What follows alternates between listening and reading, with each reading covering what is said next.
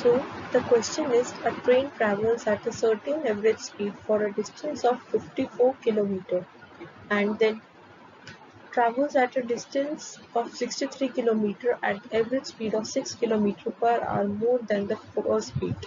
If it takes 3 hours to complete the total journey, what is its first speed? To solve this question, we'll assume the speed to be x km per hour, and the time formula for the time is distance upon time is speed, so the time will be distance upon speed.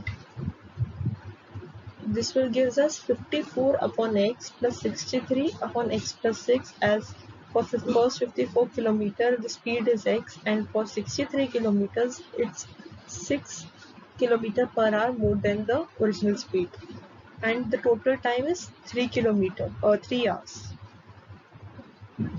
Solving this equation will form an equation 54x plus 324 plus 63x is equal to 3x into x plus. This will form a quadratic equation. X square minus 33x minus 108 is equal to 0.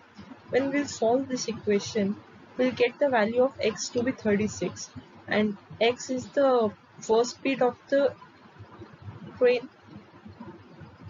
So the first speed of the train is 36 km per hour.